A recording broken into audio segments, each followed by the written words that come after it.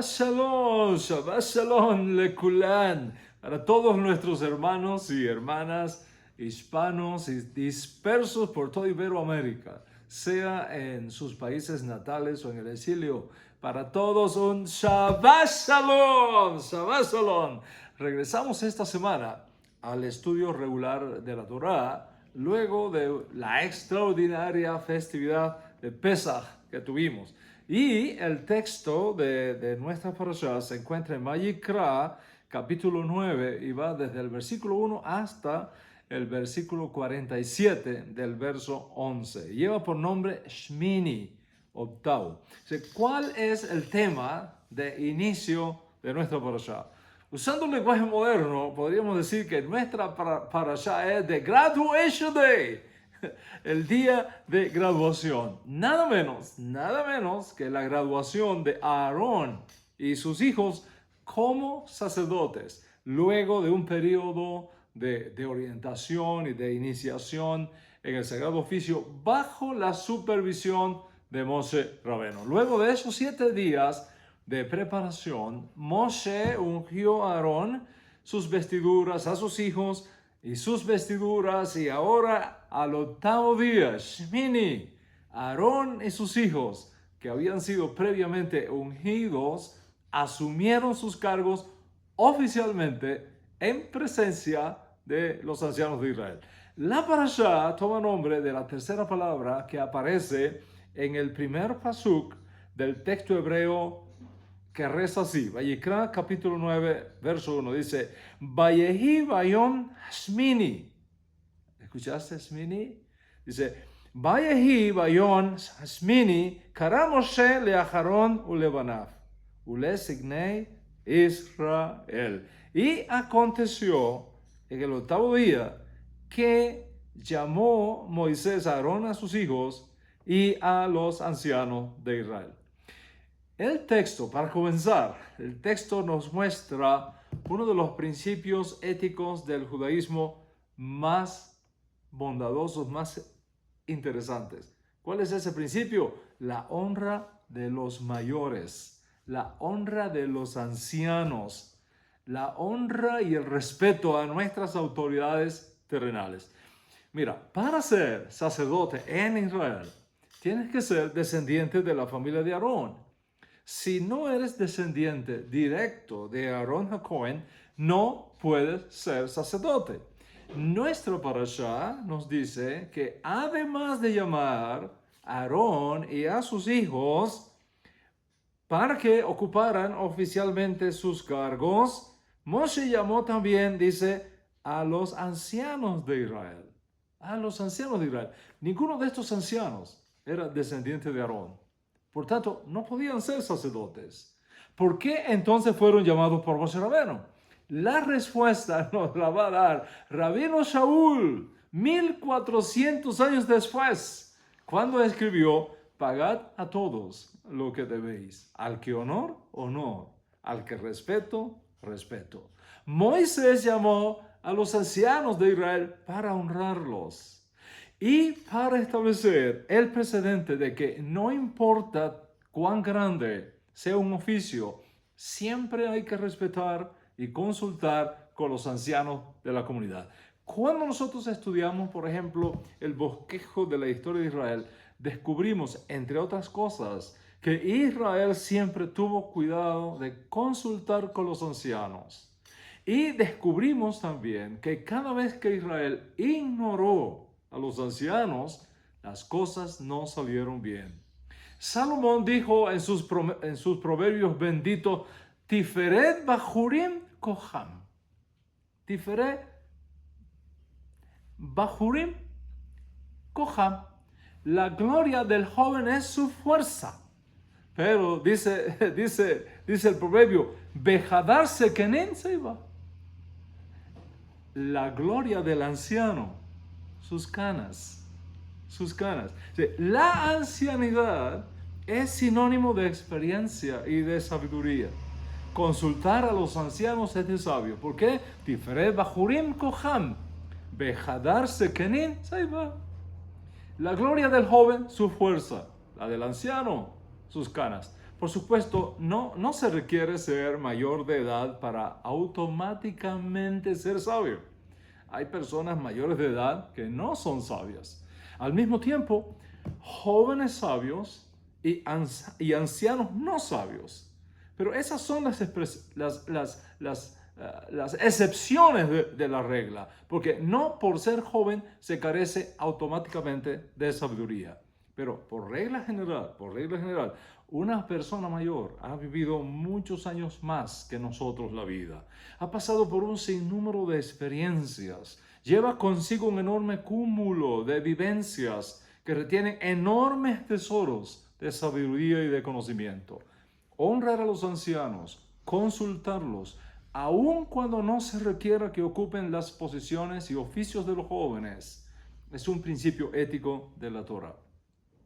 Y en nuestra parashá, Moshe Rabenu no solo llamó a los que serían ungidos para ocupar sus puestos, sino dio honor también a los ancianos y los llamó para que fueran testigos de este Shmini, de este día octavo, cuando Aarón y sus hijos iniciarían oficialmente el sacerdocio. Y ese es el gran precedente que nos deja Moshe Rabenu en nuestra parashá. Nos corresponde ahora retomar el tema de la resurrección de los muertos, de los cuales ya he dado 4 clases. Ahora sería la 5ª. Pero mis amigos, ha sucedido algo que requiere clarificación. Y por ello voy a tomar tiempo de esa clase para introducir un tema que es obligado. Esta semana pasada ha circulado en las redes sociales un video de un supuesto aparecido Mesías en Israel. El difusor del video genera con él una expectativa de que efectivamente un gran rabino en Israel ha sido declarado o podría ser declarado el Mashiach y coronado como Mashiach. Y se ve en el video a muchos judíos besándole la mano, rindiéndole reverencia. El video se hizo viral. Y por todos lados la gente se pregunta, ¿qué está pasando en Israel? ¿Qué está pasando en Israel? ¿Será cierto que esta persona que se ha presentado como Mesías y que las multitudes de judíos le están recibiendo y aclamando como Mesías, es el Mesías de Israel? Mis amigos, les voy a decir de entrada que todo esto es falso. Todo esto es falso. Es pura manipulación de un muchachito que pareciera estar buscando desesperadamente atraer gente a su canal, generar tráfico en su página y en sus redes sociales. En su desesperación por generar protagonismo social, tomó un video que alguien hizo de un evento muy común en el muro occidental, donde aparece un joven rabino que tiene muchos seguidores en Israel, que tiene sus estudiantes, tiene sus admiradores, y están allí alrededor de él cantando, besándole la mano, pidiéndole una bendición, como es la costumbre ancestral judía. Los que hemos vivido en Israel, hemos visto este tipo de escenario en el muro occidental muchísimas veces. Es costumbre en Israel y en la diáspora, es costumbre que los estudiantes de un rabino, sobre todo si es un rabino considerado un gaón, una luminaria, un experto en el Talmud, un experto en la jurisprudencia rabínica, que sus seguidores, sus admiradores, le expresen cariño, le pidan una bendición, incluso le besen su mano en señal de honor y de respeto. Es parte de nuestra cultura judía. Pero eso, mis amigos, nada tiene que ver con el Mesías. Absolutamente nada que ver. Como dije, alguien tomó el video, llegó a las manos de este muchachito, editó el video, le añadió unas entrevistas previas de algunas figuras conocidas en Israel, donde se habla de la importancia de esperar a Mashiach, de la inminencia de Mashiach. Le puso sus propios comentarios e interpretación de los hechos y lo lanzó a las redes sociales. Está claro que este video tiene como meta generar una expectación que hiciera el video viral y así atraer tráfico a su canal. Lamentablemente, todo lo que allí comenta es incoherente con la ley judía. Y la única cosa que ha logrado es su propia descalificación.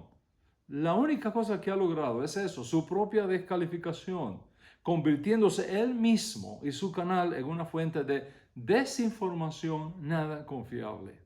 Miren, solo un neófito podría perder tiempo viendo y oyendo estos disparates. Pura manipulación de la información en los medios sociales para sacar provecho personal. Porque si este muchachito supiera realmente sobre las leyes de Mashiach ben David, no habría hecho esta edición de este video bajo ningún concepto. Pero mis amigos, como alguien dijo, la ignorancia es atrevida. Y así pasan las cosas. Y ahora todo el mundo sabe que este chico está descalificado como fuente de información y de enseñanza confiable. Por otro lado, este muchacho que edita este video y que comienza a enviarlo por las redes sociales, en vez de beneficiar la causa de Mashiach, le está haciendo un serio daño. Porque cuando la gente descubre que todo esto es un montaje y una falsedad, lejos de fortalecer la fe, lo que hace es minar la fe en la pronta revelación del auténtico Mesías. Esperamos que el rabino de este joven, si es que tiene un rabino y está sujeto a alguna autoridad, le llame seriamente la atención por este grave hecho de atreverse a sugerir que el Mesías ha aparecido en Israel.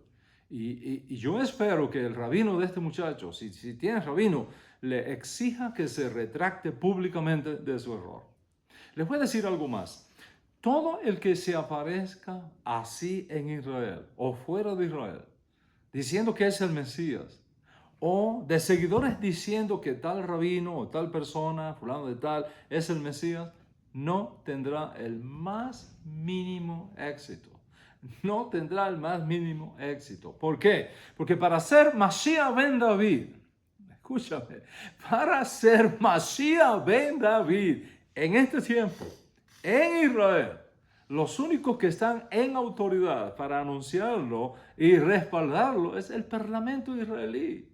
Es el gobierno de Israel, encabezado por el primer ministro y demás funcionarios públicos. Y solamente si el gobierno de Israel, juntamente con el parlamento, el Ministerio de Defensa de Israel, el alto mando militar de Israel, se ponen de acuerdo y aceptan que este o aquel rabino, que esta o aquella persona es el Mesías, se podrá hacer la transición de un gobierno democrático a un gobierno monárquico. ¿Por qué? Porque, mis amigos, Mashiach ben David no va a ser un candidato al primer ministro de Israel por 4 años, por 6 años de gobierno, por votación popular. El Mesías ben David será un rey, al frente de un reino que no tendrá fin. Amén. Israel actualmente no es una monarquía. Israel es una democracia. Por tanto, para que el Mesías ben David pueda funcionar como Mesías, algo tendría que suceder para reemplazar la actual democracia en una monarquía.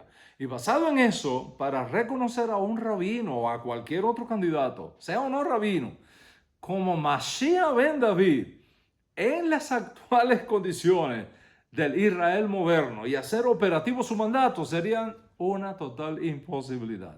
Miren, habría que crear un nuevo Israel. Si nosotros analizamos los escenarios posibles, se vuelven inverosímiles. El primer escenario, por ejemplo, sería votación popular. Votación popular. Miren, nunca el pueblo judío en la actualidad votaría por un rabino como Mesías. Nunca. Mucho menos un rabino ortodoxo.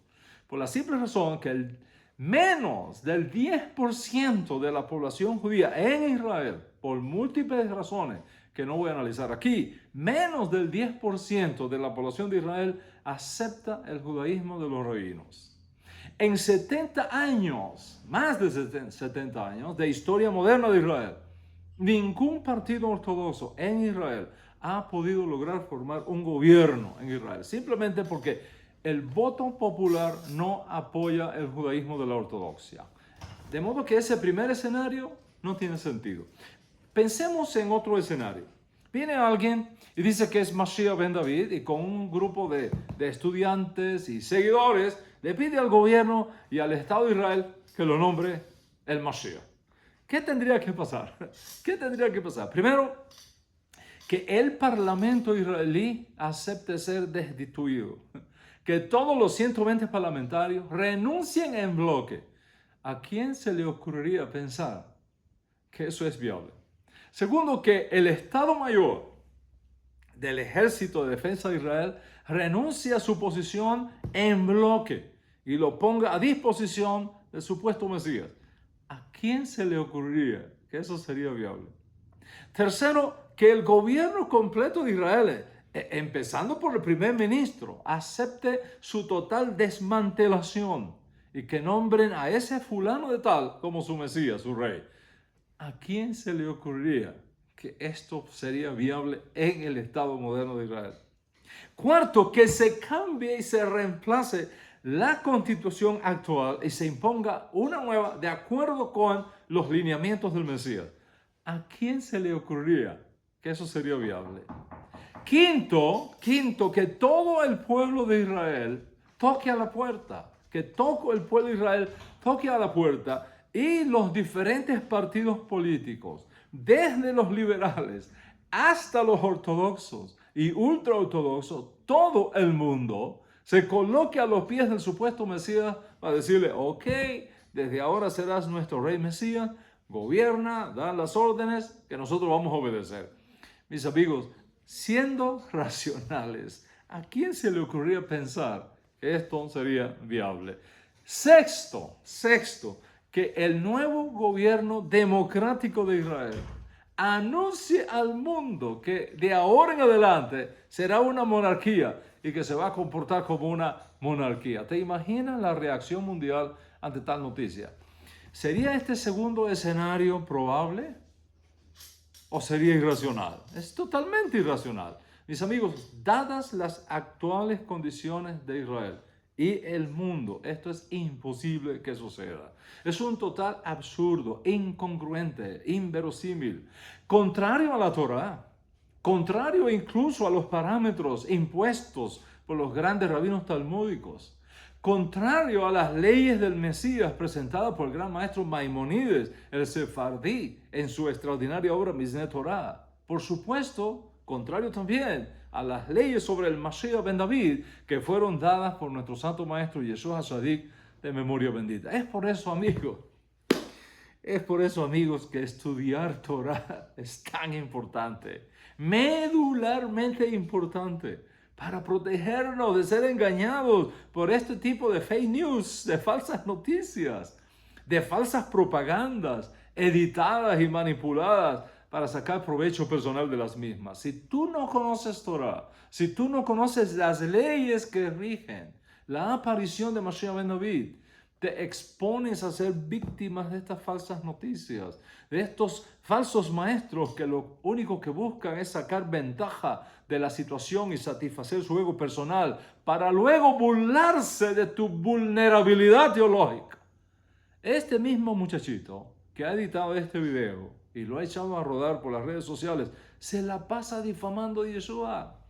Se la pasa difamando a Yeshua, difamando de mi persona, difamando del código real, provocando que uno caiga en sus trampas para formar una especie de circo romano digital sin sentido, donde él pueda generar tráfico y seguidores a como dé lugar. Una persona así, con un ego desesperado por atención, hace cualquier cosa, incluso algo tan disparatado como presentar este video, sugiriendo que el Mashiach ben David ha aparecido en Israel y que sería coronado Mashiach. Absolutamente anacrónico, irracional, contrario a la jurisprudencia hebrea, contrario a Maimónides, contrario al Talmud y por supuesto contrario a las leyes del Mashiach ben David ofrecidas por nuestro Rabbi Yeshua. Te vas a encontrar con todas estas cosas en las redes sociales. Te las vas a encontrar en las redes sociales. Y tú requieres un sólido fundamento en el conocimiento de la Torá y una adecuada formación teológica para que no te dejes remover por estos vientos de especulación y propaganda que soplan por doquier. O sea, ¿qué hacer cuando aparecen estos cuerpos, cuando aparecen estos cuervitos golpeando la cabeza? ¿Qué hacer? Se ha dicho, por ejemplo, que el águila tiene varios enemigos en el aire. Uno de ellos es el cuervo. El cuervo vuela por encima del águila y empieza a darle picotazos en la cabeza. ¿Qué hace el águila? El águila no lucha con el cuervo. El cuervo no es de contrincante para un águila. ¿Qué es lo que hace el águila? Simplemente vuela más alto. Se eleva más y más, más y más, hasta un punto que ya allá arriba el pobre cuervito no puede respirar. Y entonces no puede seguirla golpeando. Y como el cuervo no ha sido hecho para las alturas, simplemente tiene que resignarse a su realidad del bajo mundo y descender a su mundo, mientras el águila reina en las alturas. Miren, los cuervos existen para empujar las águilas hacia arriba. Cuando se aparezcan esos cuervos golpeándote la cabeza, recuerda el águila. Y simplemente elévate más y más, porque los que confían en Hashem serán como las águilas, dice la Escritura. En otras palabras, no te dejes manipular por estas cosas por falta de conocimiento, porque cuando tú tienes conocimiento, eres libre. Eres libre y no te pueden manipular. Ahora más que nunca, en esta edad de la informática, es preciso estudiar Torah, conocer Torah y vivir Torah. La Escritura dice, mi pueblo perece porque le falta conocimiento. Un gran maestro del país donde yo nací dijo en sus días, la ignorancia mata a los pueblos y es preciso matar la ignorancia. Y no se puede matar la ignorancia tomándote una pastillita. Todavía no la han inventado. No se puede matar la ignorancia bebiéndote un refresco, ni siquiera leyéndote un libro. No por leerte un libro de medicina te haces médico. Para tener una sólida formación bíblica, requieres de un maestro con amplia experiencia, que sea tu tutor, tu instructor, que pueda tomarte de la mano y guiarte con amor y ternura por el estudio correcto de la Torah, mientras tú ejerces la disciplina del estudio y la disciplina de la perseverancia en el estudio de la Torah. Si la gente supiera las leyes de Mashiach según la Torah, según Yeshua, incluso según muchas de las aseveraciones del Talmud, de Maimonides y otros sabios de Israel, si la gente supiera estas leyes, no caerían en la trampa de la confusión creada por este video, que pretende presentar una simple reunión de un rabino con sus estudiantes en Israel como si fuese la revelación y coronación de Mashiach ben David. Imagínate, nada que ver, un total absurdo. Así que debido a la importancia que esto tiene y siendo sensible al llamado que muchos me han hecho de hablar del tema, voy a poner a un lado temporalmente el importante asunto de la resurrección de los muertos para compartir contigo algunas ideas fundamentales sobre el concepto y la persona del Mesías. Por supuesto, no podemos hablar de estos asuntos tan críticos, tan fundacionales en profundidad, porque esto requeriría otro tipo de metodología. Para eso está la academia. Para eso hemos diseñado Estudiar Torah con Dan Ben Abraham, accesible a cada uno de ustedes que toma en serio el estudio de la Torah. Pero sí podemos presentar algunos aspectos básicos que debes conocer sobre el concepto de Mashiach desde el punto de vista de la Torah, desde el punto de vista de los profetas hebreos. Para comenzar entonces, hay un primer asunto que debes conocer sobre el Mesías, y es precisamente lo que el término Mesías significa en la Escritura. Y para comprender en nuestra cultura, en nuestra lengua castellana, lo que el término hebreo Mesías significa, hay una palabra que se acerca muchísimo al término hebreo Mashiach, unción. Así que siempre que veas el término hebreo Mashiach, piensa en unción. O como decían nuestros ancestros sefardíes de la Edad Media, untado. El acto de ungir algo o a alguien con algo, casi siempre con perfume, con aceite, con especias aromáticas, etc. Recordemos que en la parashá pasada, Saf, Moisés tomó un poco del aceite de la unción y ungió a Aarón y a sus hijos y a sus vestiduras y quedaron consagrados como familia sacerdotal en Israel. Ahora, al octavo día, Shmini, llegó el momento de graduación, de presentación de estos grandes hombres en sus oficios, delante de todo Israel, teniendo como testigos a los ancianos de la comunidad. Observa que así como consultar precede a informar, así la unción precede a la función. La unción precede a la función. Antes de entrar a funcionar, debieron ser ungidos. Una vez ungidos, ahora pueden oficiar. Y es precisamente de esto que nos habló la parashá pasada, cuando nos informa que Moisés tomó aceite de la unción y ungió a Aarón. Puedes leer todo eso después en el capítulo 8 de Vayikra. Una vez que Moisés ungió a su hermano Aarón, fue visto como el ungido de Israel. Es decir, el untado de Israel. Y por tanto, Aarón fue un untado, fue un ungido, fue un Mesías. ¿Qué es lo que el término Mesías significa? Y basado en esto, existe una relación entre el término ungido y el término Mesías y el término rey de Israel. ¿Por qué? Porque los reyes de Israel en la monarquía unida, antes de sentarse en el trono, tenían que ser ungidos para el cargo. Mashiach, traducido Mesías, significa ungido. Específicamente uno ungido, casi siempre, como dije, con aceite especial llamado aceite de la unción. Ahora bien, muy importante, desde el punto de vista hebreo, la unción no es un fin en sí mismo. Es decir, se unge para algo. Se ungía con aceite para oficializar funciones sacerdotales, proféticas o monárquicas en Israel. Y esta práctica de ungir con aceite fue algo bien conocido en la historia bíblica. Esto de ungir con aceite no es una institución cristiana, no es una institución musulmana, es una práctica ancestral del pueblo hebreo siglos y siglos. Por siglos y siglos. Tenemos el caso de Aarón en nuestra parashá, que fue ungido por Moshe Rabbeinu hace 3.400 años atrás. Pero también tenemos muchos casos relacionados con los profetas. Eliyahu Hanabí es típico, un caso típico. Siglo 9 antes de Yeshua, 2.900 años atrás. El Eterno comisionó a Eliyahu Hanabí para ungir a Jehú ben Ninsi como rey del norte de Israel. Para ungir también a Azael como rey de Siria. Y además ungir a Elisha ben Safat como profeta. Puedes leerte toda esa historia en Primera de Reyes capítulo 19.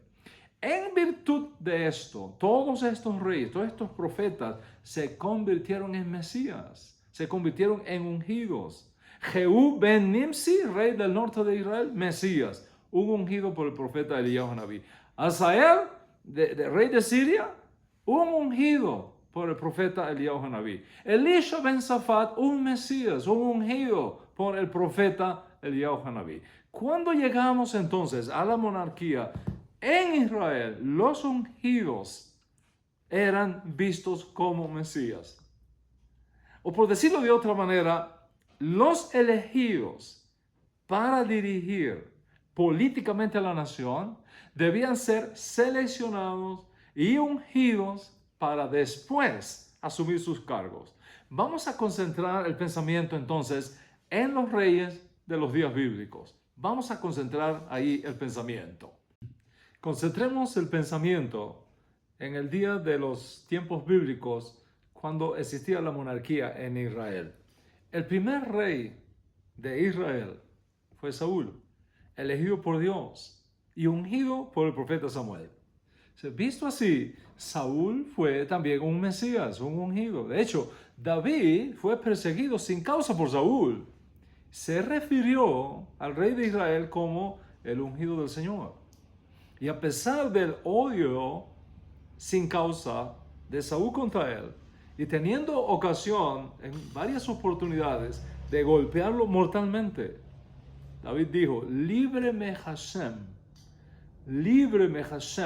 que yo levante mi mano contra su ungido. Puedes leer toda la historia en 1 Samuel 26. El texto hebreo es interesante, porque si vamos a 1 Samuel 26:11, dice: Halila li mesholach yadi bemashiach Adonai. Eso que dice el texto. Okay. Líbreme Hashem, que yo levante mi mano contra Mashiach Adonai, contra el ungido, contra el Mesías de Hashem. Observa, Saúl fue un Mesías, un ungido por Hashem para ocupar el cargo de primer monarca de Israel. No solamente los sacerdotes y reyes de Israel fueron ungidos y declarados Mesías, incluso reyes no judíos fueron también declarados Mesías por el Eterno. Vimos el caso de Eliyahu Anabí ungiendo a un rey no judío, un rey de Siria, por orden del Eterno. Piensa en eso. Un sirio fue un Mesías también, por orden de Hashem. Sin embargo, posiblemente el más famoso caso de todos los casos de los reyes extranjeros fue el rey persa Koresh. En Isaías 45:1 está escrito: Ko amar Adonai le meshijo le Koresh. Así dice el Eterno a su Mesías, li meshijo, a su Mesías, a Ciro. Ciro era persa, aunque se dice que posiblemente fue descendiente de la reina Esther con Ahasveros. En todo caso era persa, vivía fuera de Israel. Sin embargo, Hashem lo consideró su Mesías, su ungido, para abrir las puertas del exilio babilónico, permitir el regreso de los judíos a Israel y reconstruir la nación hebrea de nuevo y el segundo templo. Así que tenemos sacerdotes Mesías, tenemos reyes de Israel Mesías, tenemos reyes no judíos Mesías también. Tenemos profetas que son Mesías. Todo escogido por el Eterno y ungido se convierte en un Mesías, en un untado por el Eterno para realizar cierta labor específica en la economía divina. Puede ser judío, puede ser gentil. Si es elegido por Dios y ungido por Dios para una misión específica fuera de lo común, es un Mesías, es un ungido. De modo que afirma en tu mente el término hebreo Mashiach, o el arameo Meshiche, o el griego Christos, o el ladino untado, o el castellano ungido. Significa la misma cosa. Es importante entender esto porque mucha gente se confunde cuando se habla del Mesías, ignorando el significado hebreo del término. Piensa en esto. En la cultura no hebrea, fuera de las fronteras geográficas, teológicas y culturales de Israel, Yeshua HaMashiach se ha traducido como Jesús el Cristo. Y aunque no lo creas, hay gente que piensa que Jesús es el nombre y Cristo el apellido, y de ahí la persona Jesucristo. No solamente eso, por sacar a Yeshua de su contexto hebreo y del mundo judío al cual él pertenece, los creyentes de origen no judío que surgen después de la era apostólica, posterior a la destrucción del templo de Jerusalén y del Estado judío en el año 70 después de Yeshua, separaron el nombre de Yeshua del título Mesías y desarrollaron una cantidad de doctrinas extrañas a la fe judía. Asusta, de verdad, créemelo, asusta ver todo lo que enseñaron sobre Yeshua, distorsionando completamente su vida, su identidad y su mensaje. Por ejemplo, un botón, los cristianos gnósticos. Leyendo los escritos del Nuevo Testamento, muchos cristianos gnósticos a partir del segundo siglo, de estos primeros siglos de la historia del cristianismo, llegaron a conclusiones extrañas sobre el término Mesías. Una de estas obras se conoce como el Apocalipsis copto de Pedro. La mayoría de los cristianos gnósticos creyeron que Yeshua, el Mesías, o sea, Jesús el Cristo, eran dos personas distintas, dos entidades en un solo cuerpo. Por un lado, un Jesús humano y por el otro, una entidad divina que habitó temporalmente dentro del Jesús humano. Es así que separan en dos la persona de Yeshua o de Jesús. Una persona es Jesús y otra persona es Cristo. Los cristianos gnósticos pensaban que como Jesús fue un hombre tan bueno, santo, justo, un ser del reino celestial, un ser divino del reino celestial, descendió del cielo y se impregnó en él para el momento de su bautismo en el río Jordán. Y debido a esta impregnación de este ser divino, Jesús, decían los gnósticos, pudo hacer los milagros que vemos en los evangelios que él hacía. No pudo hacer milagros antes, enseñaron los cristianos primitivos gnósticos. No pudo hacer milagros antes porque todavía no había sido impregnado de ese otro ser divino.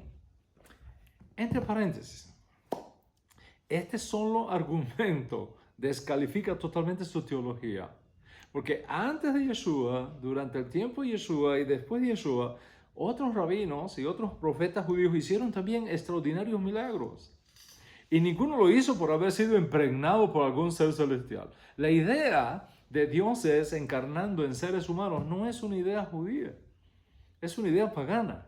Solo los paganos tenían el concepto de que los dioses podían encarnar en seres humanos e interactuar con humanos como si fueran humanos. De modo que decir que los milagros que hacía Yeshua era el resultado de haber sido impregnado por una persona divina llamada Cristo, un ser preexistente, no es cristianismo gnóstico realmente, es paganismo cristiano.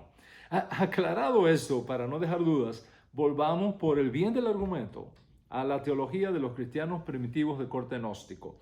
Recuerda que para estos cristianos Jesús fue un hombre tan bueno, tan justo, tan sagrado, tan santo, que mereció que un ser divino celestial descendiera del cielo y se impregnara en él, según los gnósticos, en el momento de su bautismo en el río Jordán.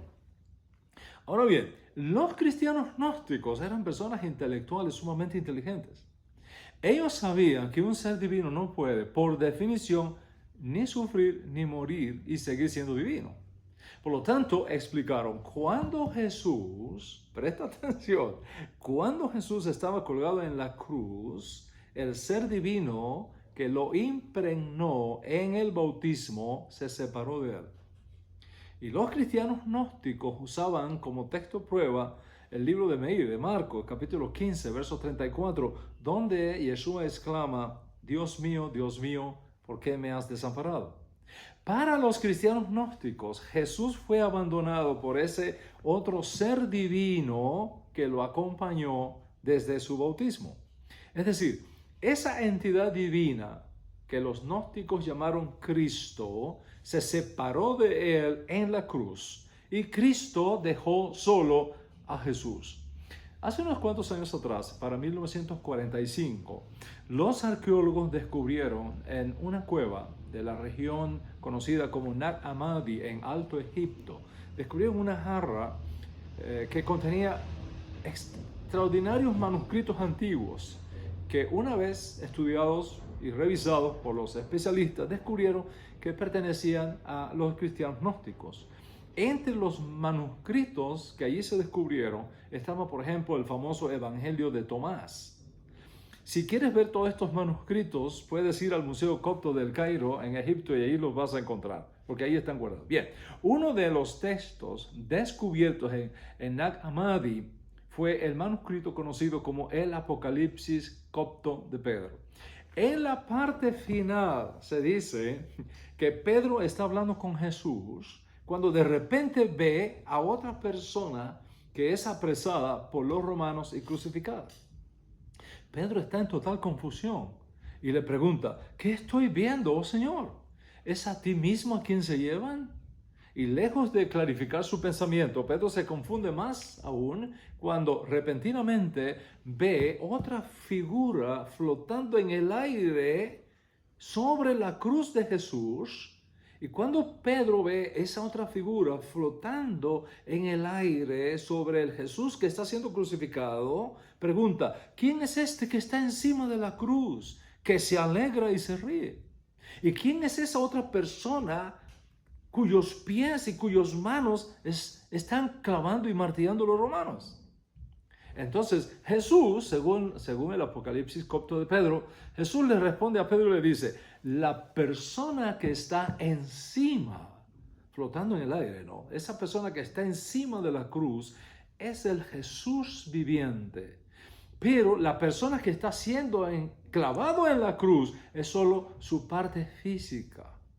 De esta manera, los cristianos gnósticos separaron el Jesús físico, el Jesús humano, de otro Jesús, un Jesús que siempre está vivo, el Cristo. Entonces, para los gnósticos, el Jesús físico pertenece a este mundo material y un Dios inferior lo creó. Pero no el Jesús viviente, que es el Cristo propiamente dicho, el Cristo divino y viviente. Para estos cristianos primitivos, Cristo no es un ungido, es una persona igual a Dios, divina como Dios. Es una persona divina coeterna con el Dios bueno que lo envió a encarnarse en la persona de Jesús. Para estos cristianos primitivos, los romanos se apoderaron de Jesús, pero no de Cristo. Cristo nada tiene que ver con el concepto hebreo de Mesías, como lo puedes ver, sino que se interpretó como una persona divina, en este caso, una persona que aparece como un holograma, diríamos hoy, suspendido en el aire, mirando la crucifixión de Jesús y riéndose de los romanos, que no entienden lo que está pasando. En otras palabras, para estos cristianos primitivos, Jesucristo son dos personas. Jesús es un cuerpo corpóreo, esa es una, y el Cristo con un cuerpo incorpóreo, otra. Los romanos, según ellos, apresaron al Jesús corpóreo, pero no al Cristo incorpóreo. El Cristo incorpóreo abandonó a Jesús cuando fue crucificado, porque es imposible que el Cristo incorpóreo pueda sufrir o morir, por cuanto Cristo es una persona diferente a Jesús, es una persona divina. En otras palabras, Cristo para ellos es la auténtica persona. Jesús es el cuerpo que le sirvió de morada temporal. En la cruz, el cuerpo incorpóreo de Cristo dejó su morada temporal, se separó de Jesús. ¿Quién estaba entonces colgado en la cruz? No Cristo, solo Jesús. Esto es lo que muchos cristianos pensaron que había ocurrido. Dos personas en una, el Jesús corporal y el Cristo real, el Jesús mortal y el Jesús viviente, la persona divina que habitó temporalmente el cuerpo de Jesús.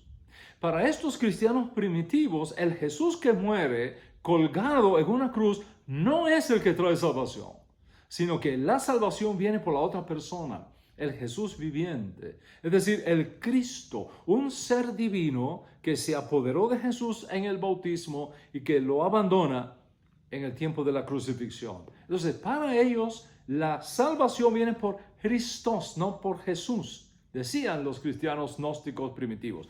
Aquellos que no entiendan esto y sigan pensando que la salvación viene por la muerte de Jesús, son objeto de risa por el propio Cristo que, suspendido en el aire, se ríe de lo que está pasando. Esto es la otra persona, esa otra persona, la que está suspendida sobre la cruz y a quien Pedro ve en su visión riéndose. ¿Y por qué se ríe? Se ríe de los tontos que siguen pensando que la salvación viene por el Jesús que sufre y muere y no por la otra persona divina que lo impregnó y que habitó temporalmente en su cuerpo desde el bautismo hasta la hora de su muerte. Así que para los cristianos gnósticos, Mesías, Christos, no tenía nada que ver con unción, nada que ver con el concepto hebreo de Mesías, sino que lo interpretaron como una persona divina que habitó el cuerpo de Jesús y que se separó de él cuando lo colgaron en el madero. Observa cómo se distorsiona el concepto. La idea de Mashiach en hebreo, que se tradujo Christos al griego y que significó el acto de ungir a alguien para cumplir con una misión específica ordenada por Dios, se corrompe y se transforma ahora en una persona divina preexistente llamada Cristo. Por supuesto, largas controversias se presentaron entre los cristianos porque otro grupo que llamaríamos protocristianismo atacaron a los gnósticos por separar a Jesús de Cristo, afirmando que Jesús era el Hijo de Dios enviado al mundo, no en apariencia, no en división, no en separación, sino que Dios era uno y su Hijo uno, cuerpo y alma, carne y espíritu, divino y humano. En otras palabras, para estos otros cristianos, Jesús es el hombre y Cristo es el alma, el espíritu, lo divino en él, pero sin división, en perfecta unidad con el Padre. Y aquí vino otra distorsión más del término hebreo Masías. Del acto de ungir con aceite, se convierte ahora en el alma, en un espíritu divino que formó el alma de Jesús. O sea, mira esto entonces. Para unos cristianos, Mesías significó una persona divina preexistente que desciende del cielo a la tierra e impregna a la persona de Jesús. Para otros, Mesías significó un aliento de vida, el alma divina que formó la persona de Jesús, que tuvo un alma humana y un alma divina, un ser con doble personalidad, que nunca se separaron y que lo convirtió en Dios hombre. Toda esta alta cristología que ya comienza a aparecer a fines del primer siglo, luego de la era apostólica, y que finalmente devino en el cristianismo histórico como lo conocemos académicamente, es el resultado, en parte, por ignorar el significado del término Mesías en la Escritura y en la cultura hebrea. ¿Cómo explicamos que un simple desliz de interpretación de una sola palabra, se haya convertido en todo un sistema teológico totalmente extraño a la fe hebrea? Esto es comparable a construir un largo puente sobre un enorme lago.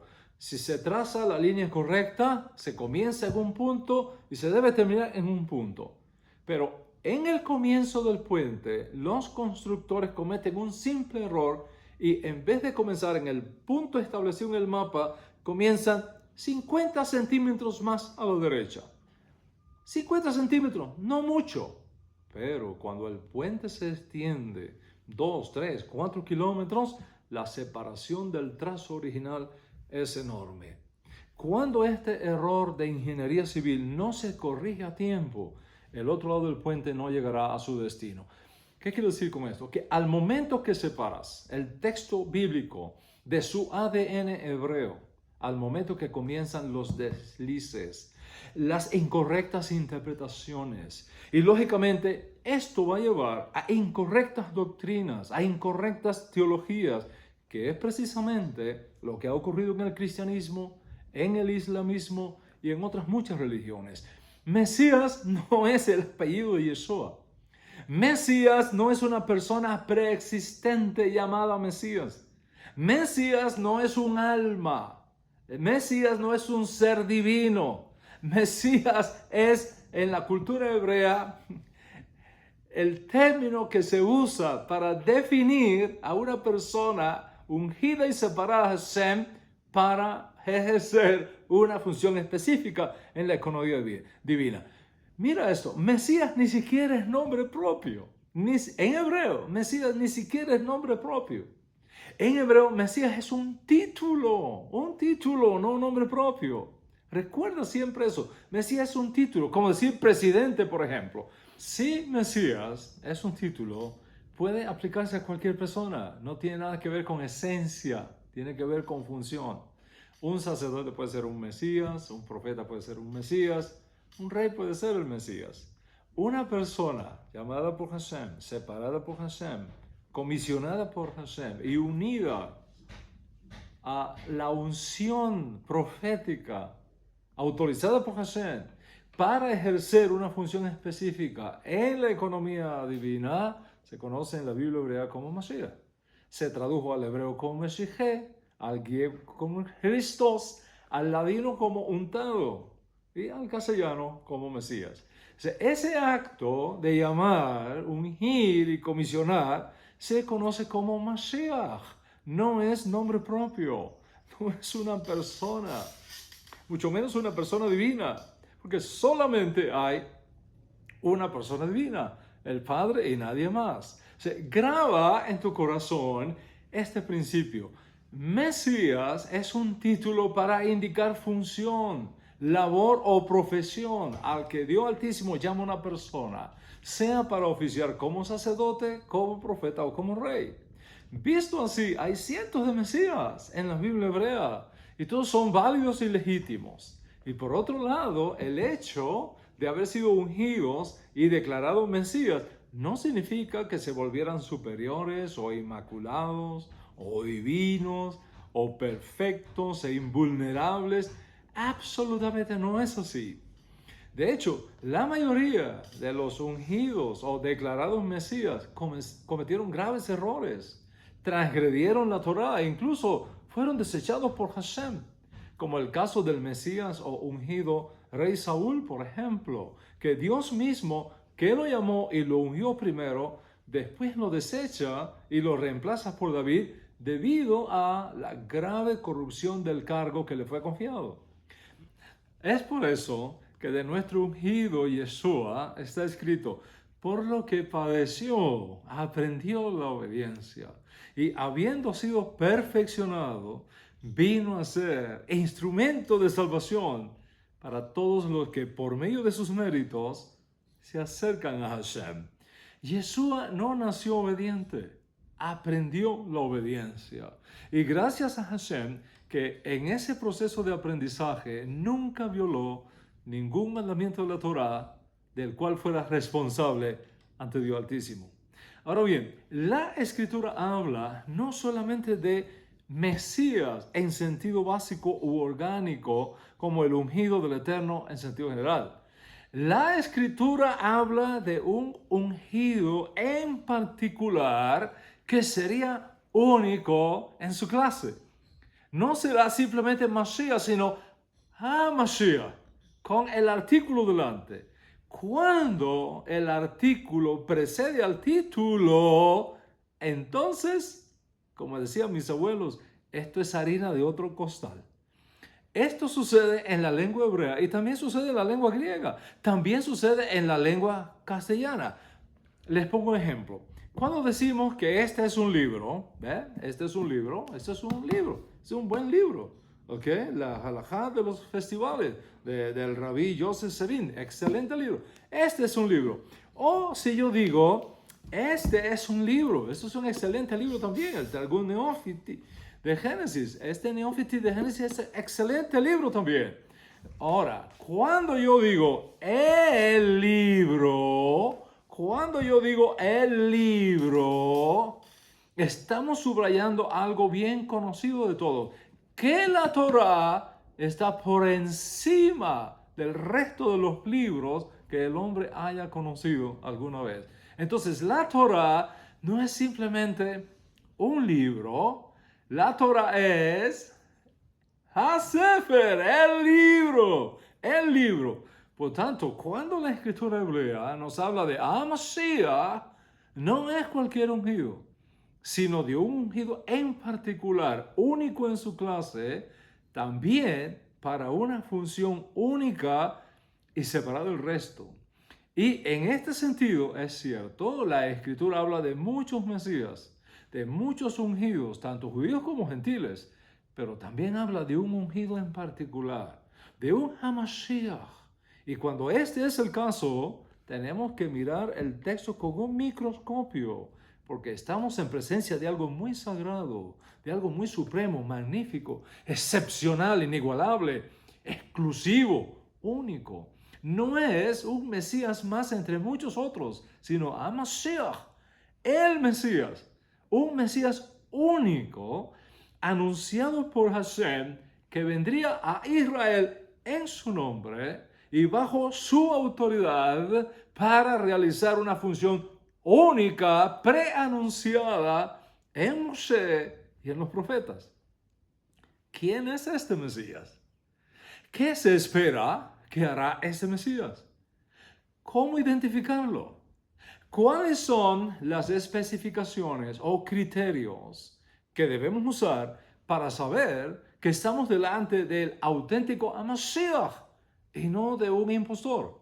Por ejemplo, ¿por qué puedo decirte que este supuesto Mesías aparecido en Israel y anunciado en ese video viral al que hice referencia al principio de la clase, es una total absurdidez, una incoherencia jurídica, una ridiculez, un total fiasco que desacredita totalmente al que lo editó y lo lanzó a las redes sociales.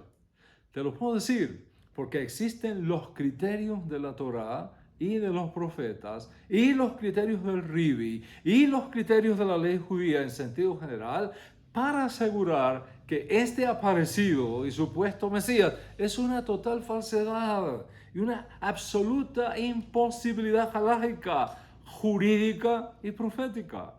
De modo que no solamente hay que conocer el término Mesías y su significado, sino también conocer todo lo que la Torá dice sobre este Mesías único y diferente al resto, con una misión también única y diferente, que lo hacen a Mashiach, no simplemente un Mesías. Y además, conocer los parámetros de la Torá y de los profetas de Israel para determinar los criterios por los cuales podemos identificar a ese Mashiach y especialmente a Mashiach ben David, a Mashiach ben David, a quien todo Israel y todos nosotros estamos esperando que sea pronto y en nuestros días.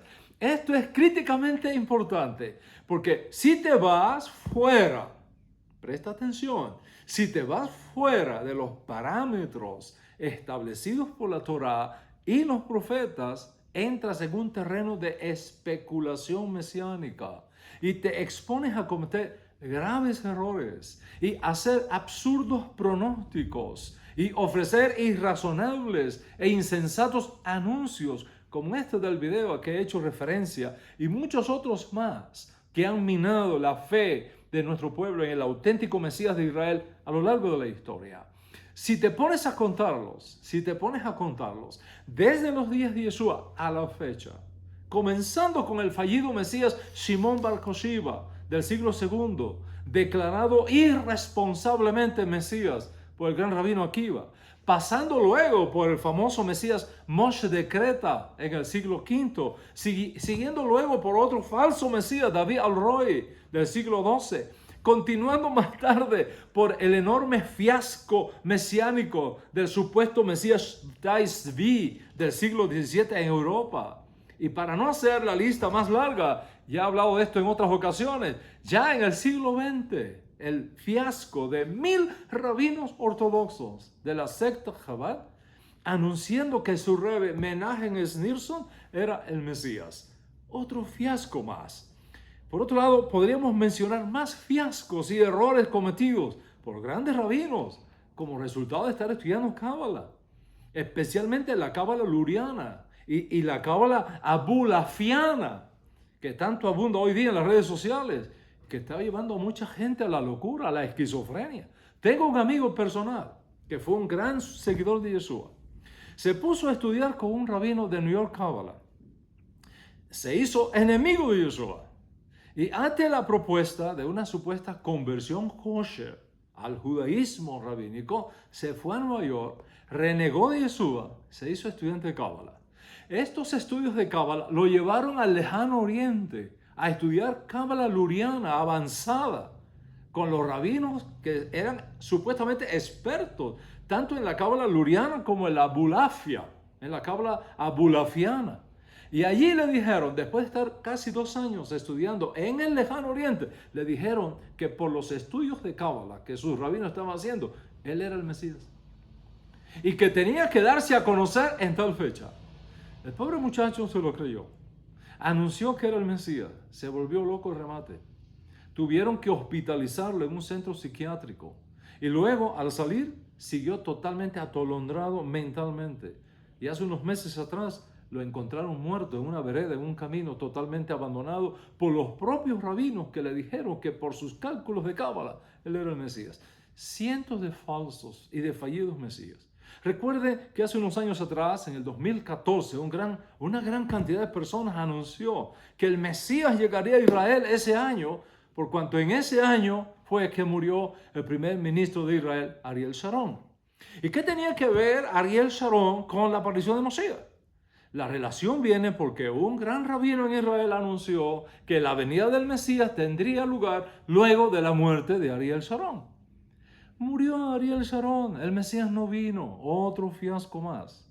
Un año más tarde, en el 2015, otro rabino en Israel dejó correr la noticia de la guerra de Gog y Magog, diciendo que ocurriría ese año 2015, que sería una guerra corta y que inmediatamente después aparecería el Mesías. Pasó el año 2015, no hubo la guerra de Gog y Magog y por supuesto tampoco apareció el Mesías. Piensa en esto. Mientras el judaísmo rabínico se ha venido equivocando en su elección del Mesías, como es ahora el caso irresponsable de este videíto lanzado en las redes sociales por este muchachito de Canadá, repito, mientras el judaísmo rabínico se ha venido equivocando en su elección del Mesías por más de 2000 años, eligiendo siempre al candidato equivocado, nosotros los judíos nezaritas nos hemos mantenido siempre con un solo candidato. Amén. Un solo candidato, nuestro Rabbi Yeshua, a quien esperamos como Mashiach ben David cuando así lo determine la sabiduría divina. Y el tiempo me faltaría para seguir dándote ejemplos de supuestos profetas que anuncian fechas y eventos relacionados con la revelación de Mashiach ben David, y todo ha sido un fiasco uno tras otro, un falso anuncio vez tras vez, una falsa profecía vez tras vez, un vergonzoso descalabro, desilusión, decepción. Nuestra sagrada Torah ha dicho ya que si se levanta un profeta y anuncia algo que debe suceder en cierto momento y no sucede, es un falso profeta y por lo tanto está descartado juntamente con su profecía. En Devarim, capítulo 18, está escrito: cuando un profeta hable diciendo que es en el nombre del Señor, si la cosa no acontece ni se cumple, eso es palabra que Hashem no ha hablado. Con arrogancia ha hablado ese profeta, no tengas temor de él. De modo que la propia Torah anticipa que estas cosas podrán suceder y nos da parámetros y criterios seguros para saber cuándo un asunto viene de Hashem y cuándo un asunto viene de la ilusión de un profeta o incluso de un equivocado sabio de la Torah. Estos son los criterios que tenemos que conocer y que tenemos que tener a la mano para que cuando sucedan estas cosas, como este videíto de las redes sociales, no te turbes ni salgas corriendo, ni vendiendo tu casa y tus propiedades porque el mundo se acabó. No es así. Pero lo interesante es que la propia Torah nos dice por qué Hashem Altísimo permite que estas cosas sucedan. Y te vas a sorprender de ello porque precisamente hablaré de este tema la próxima semana, Bezrat Hashem, si así fuese la voluntad de Hashem. Vamos entonces a concluir la clase de hoy resumiendo lo que hemos hablado. Primero, nunca olvidemos el precedente que nos dejó Moshe Rabenu de honrar a nuestros ancianos. En el día de la graduación de Aarón y sus hijos, Moshe Rabenu honró a los ancianos. Segundo, tener presente lo que el término Mesías significa en hebreo y no apartarnos ni a la derecha ni a la izquierda de lo que la Torah define como Mesías, como ungido, y que los ejemplos vistos de los terribles resultados que tiene alejarse de las raíces hebreas de la Escritura lo evitemos tanto como sea posible. Y por lo tanto, en lo mejor de nuestro conocimiento, en lo mejor de nuestra intención, mantenernos siempre en la tierra segura del ADN hebreo de las escrituras hebreas. Tercero, saber que la escritura no habla solo de ungidos o mesías en sentido general, sino habla también de un Mesías único y diferente al resto, con una misión también única y diferente, y por lo tanto requieren parámetros de conocimiento para conocer cuáles son los criterios de la Torah y de los profetas para identificar apropiadamente a ese Mesías especial, único, del cual hablan las Escrituras.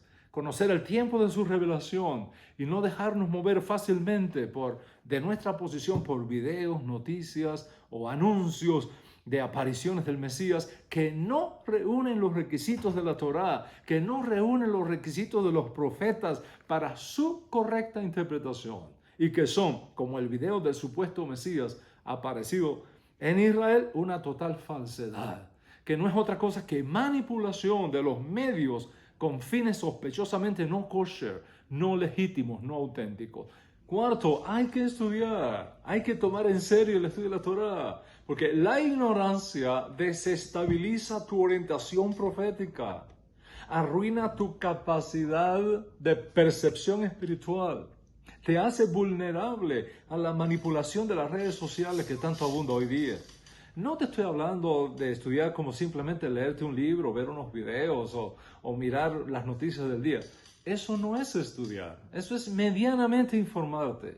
Estoy hablándote de estudiar en el sentido de adquirir el conocimiento sistemático y académico que exige la Torá para que puedas establecer los fundamentos bíblicos y teológicos por los cuales regir tu vida, orientarte proféticamente y servir a los propósitos por los cuales Hashem te trajo al mundo en este tiempo y en esta generación. Como han dicho los sabios de nuestro pueblo, nunca digas cuando tenga tiempo estudiaré Torah, porque tal vez nunca lo tengas. O como dice la propia Torah, compra la verdad y no la vendas. O como dicen nuestros jueces, honra al padre, a la madre, honrar al padre, a la madre, hacer obras de beneficencia, visitar a los enfermos, no olvidar la hospitalidad, no dejar de reunirnos en las casas de estudio, hacer la paz entre marido y mujer.